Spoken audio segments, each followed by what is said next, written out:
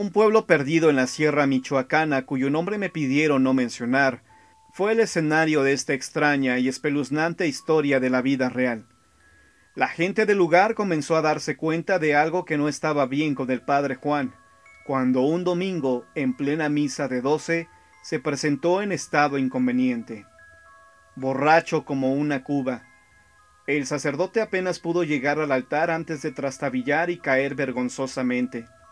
Sus acólitos lo recogieron y lo llevaron a la sacristía.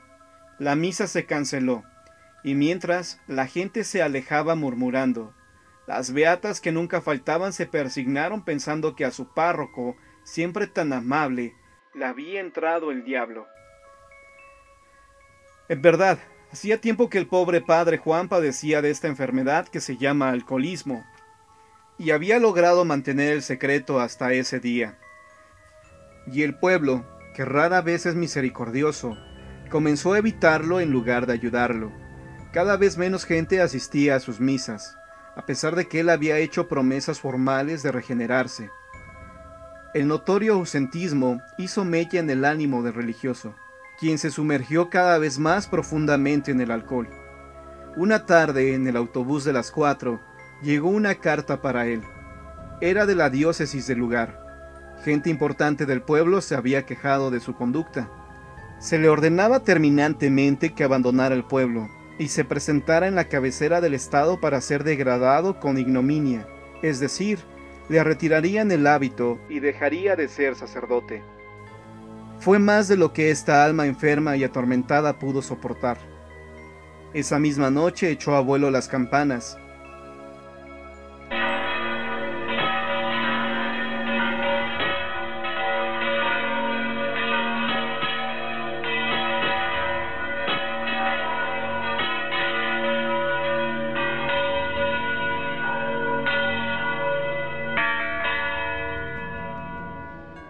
Y el pueblo se reunió ante la iglesia, más por morbo que por verdadera compasión.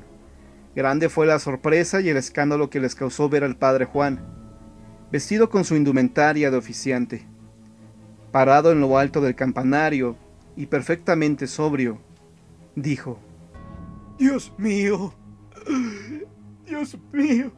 perdóname, perdóname, Dios. Mensajero de la muerte soy. Acógeme, aunque no soy digno de acercarme a ti. Acógeme, aunque no soy digno de acercarme a ti. Un grito unánime brotó de la multitud cuando el malogrado padre Juan saltó del campanario y fue a estrellarse contra el pavimento, 12 metros más abajo. Su cuerpo sin vida fue enterrado fuera del camposanto, porque el ser sepultado en territorio sagrado les estaba prohibido a los suicidas. Pronto, otro padre más joven y sano fue enviado para relevar al sacerdote muerto.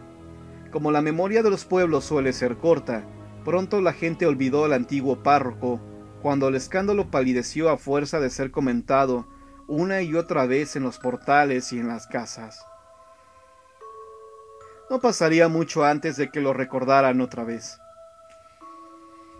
El padre Azrael estaba contento con su parroquia, lamentaba profundamente el triste fin de su antecesor, y rezaba todas las noches por la salvación de su alma.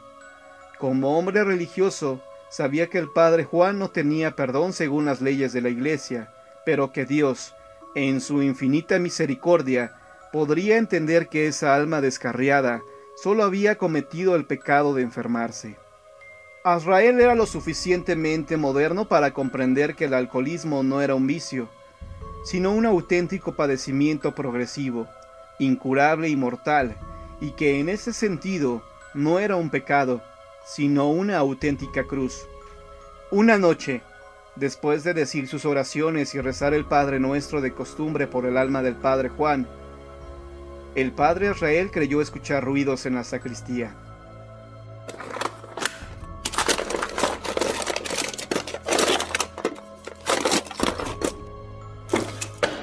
Se asomó alumbrándose con una linterna de pilas. En medio de las sombras, Le pareció ver la silueta de un sacerdote que cruzaba presurosa la puerta que daba a las escaleras que llevaban al campanario. Iba a seguirla cuando de pronto las campanas de la iglesia comenzaron a sonar.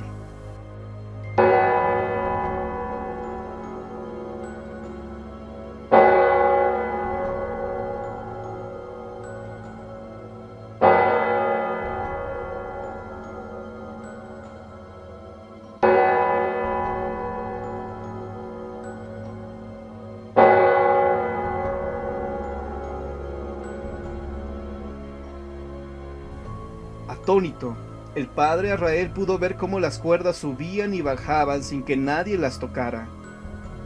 Persignándose cayó de rodillas y de su alma salió una plegaria. Dios mío, ayúdanos. Al día siguiente hubo una muerte en el pueblo. Una de las ancianas que vivía con su nieta fue encontrada sin vida en su cuarto. El médico del pueblo dictaminó que se había tratado de un paro cardíaco. El padre Azrael administró los últimos sacramentos al cuerpo, que fue enterrado en el cementerio. Tuvo que hacer un esfuerzo de voluntad para dominar el violento miedo que seguía sintiendo desde que viera la aparición y las campanas hubieran escuchado al vuelo, hecho que no había comentado con nadie. El asunto se repitió una semana después.